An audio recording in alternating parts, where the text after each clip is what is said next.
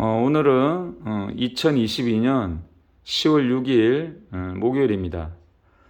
제가 지난주에 보았던 기사인데 깜빡하고 미루다가 오늘에야 이 기사를 또 올렸습니다.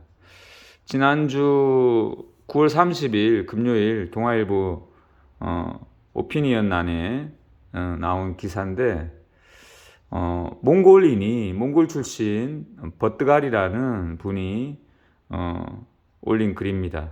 제목은 배워도 끝이 없는 한국어.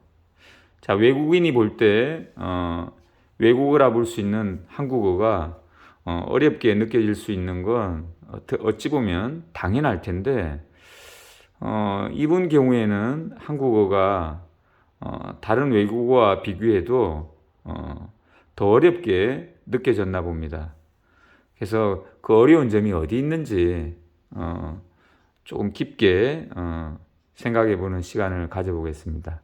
기사를 읽으면서 하나하나 들춰보겠습니다. 많은 사람들이 내게 묻곤 한다. 한국어를 어느 정도로 유창하게 해야 한국 생활에 지장이 없느냐고. 그런 질문을 받을 때마다 당신은 어떤 위치에서 뭘 어떻게 하면서 생활하고 싶은지를 역으로 물어본다. 필자는 2009년도에 한국에 처음 왔을 적에 공인 한국어 능력 시험 TOPIK 점수를 보유하고 있는 상태였다. 이 시험의 등급은 1급부터 6급까지 있는데 당시 5급에 해당하는 능력을 갖고 있었다. 고급 수준으로 한국어를 구사할 수 있다는 평가를 받는 수준이다. 한국에 있는 대학교 및 석박사 과정에 지원하기 위한 필수 조건이 최소 한국어 능력 시험 3급 이상이니 한국어에 대한 자신감이 꽤 있었다. 지금도 처음 한국에 왔을 때를 기억한다. 당시 같은 학교에서 공부하게 된 친구들과 달리 필자는 한국어를 이미 아는 사람이었다. 일상생활에서 언어 때문에 문제가 생기지 않았다.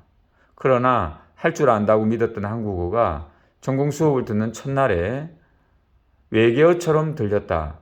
그 외계어를 해석하고 친근해질 때까지 걸린 시간이 2년 정도다. 그 기간 동안 열심히 단어 공부를 한 끝에 전공 수업을 겨우 알아들을 수 있는 정도가 되었다. 자, 여기 열심히 단어 공부를 했다. 단어 공부.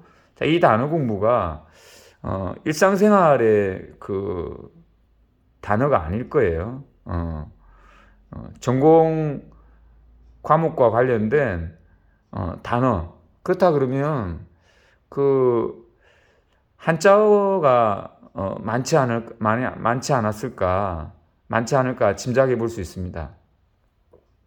자, 우리 한국어 단어 중에서 고유어, 순우리말, 토박이 말이라고도 하죠.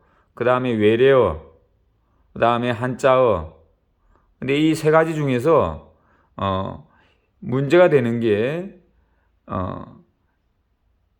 개념어, 학문어, 핵심어에 해당되는 한자어가 문제가 되는 경우가 많습니다. 그래서 이 전공 수업과 관련된 단어, 이게 한자어가 아닐까 짐작해 볼 수 있죠. 한자어는 죄송합니다. 한국어는 매우 복잡한 언어이다.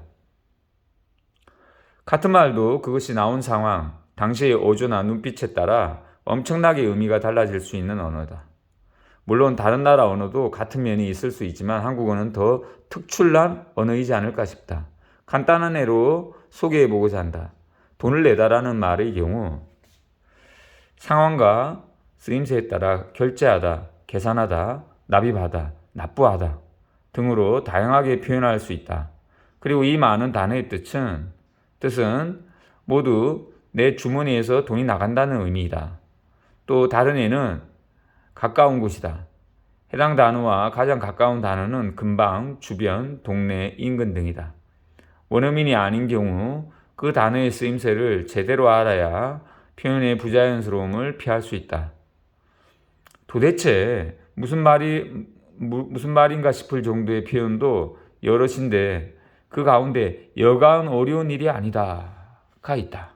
이 말을 처음 접하는 외국인은 아니다라는 부정형을 보고 이 표현은 분명 어려운 일이 아니다라는 의미일 것이라고 잘못 추측할 수 있다. 독자 여러분도 우리나라 말이 어렵다고 생각될 때가 언제인지 의견을 나눠줬으면 한다. 한국어를 배우는 외국인들에게 한국어 배울만 해요? 라고 물었을 경우 그들의 대답을 통해 현재 어떤 수준의 한국어를 배우고 있는지를 짐작할 수 있다.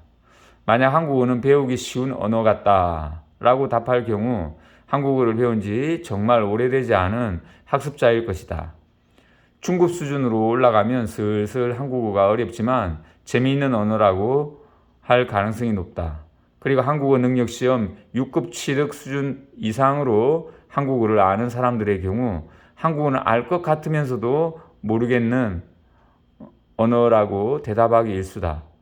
마지막 분류의 사람에게 한국어는 썸이라는 유행가의 가사처럼 내 거인 듯 내 거 아닌 아리송한 언어다.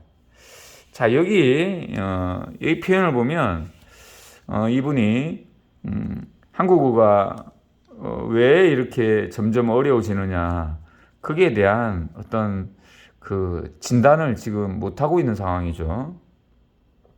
그렇다면 한국어 초급 학습자들은 왜 이토록 어려운 한국어를 쉽다고들 할까? 가장 큰 원인은 K-팝과 K-드라마가 아닐까 싶다. 그들은 이 작품들을 통해 한국어에 대한 친근감을 쌓았을 것이다. 그 안에 등장하는 오빠, 사랑해, 좋아, 예쁘다, 싫어, 안녕 등의 단어가 매우 친숙해져 한국어를 잘 안다는 착각이 들 수 있는 것이다. 그쵸? 이런 그 일상어는 뭐 익숙해지면 쉽게 느껴질 수 있고, 그리고 이 한글 학습이 쉬운 게 또 한국어를 익히는 또 어떤 친근하게 느껴지는 이유 중에 하나일 것입니다. 한국에서 대학교를 졸업한 뒤 어딜 가도 한국어를 자신 있게 할 수 있겠다 싶은 순간이 찾아왔었다. 그러나 한국에 산 넘어 산이라는 말이 있다. 어쩌다 남편에게 몽골에 있는 가족, 친척 이야기를 꺼낼 때 호칭을 뭐라고 말해야 할지 여전히 곤란할 때가 있다. 결혼과 출산, 육아를 하면서 그때그때 필요한 단어를 배워야만 했다. 한국에서 이 단어 문제가 여전히 복잡하다는 건 여기에 한자와 한자어 이해가 어려움을 느끼고 있지 않은가 또 짐작해 볼 수 있습니다.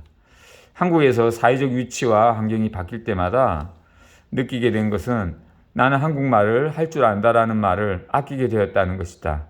현재도 한국어를 익히고 있는 학습자에 불과하다. 한국어는 정말 배워도 끝이 없는 어려운 언어이다. 자, 이게 하면 할수록 이분이 어렵게 느끼는 것은 여러 가지가 있겠지만 지금 여기 단서가 몇 군데 나온 게 전공과 관련해서 단어 공부, 그 다음에 또 각 분야에서 이렇게 좀 어렵게 느껴지는 이 단어들, 이 단어들에 있다는 걸 은근히 이렇게 얘기를 하고 있습니다. 이 단어들이 고유어냐, 한자어냐, 외래어냐, 이 세 가지 중에 문제가 되는 건 한국인에게도 그렇고 외국인에게도 그렇고 한자어라고 볼 수 있습니다. 그래서 우리 한자어 이해에 대해서 좀 더 깊은 생각을 할 수 있고요. 그 다음에 우리에게는 우리 국어가 어떻게 느껴지느냐.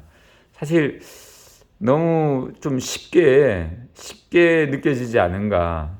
특히 우리나라의 국어 수업과 시험 평가를 생각해 보면 너무 저급한 저질의 시험으로 인해 가지고 한국어에 대한 도전 힘들다는 그런 생각을 우리 학생들에게 심어주지 못하고 있습니다.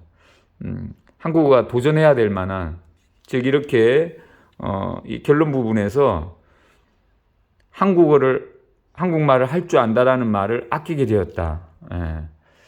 우리 말이 소중하다는 걸, 그리고 참 그 귀하다는 걸 느끼려면 그 어려운 정도를 시험해 봐야 되는데, 그 시험할 그 평가 체제가 우리 학교 경우에는 부족하지 않나.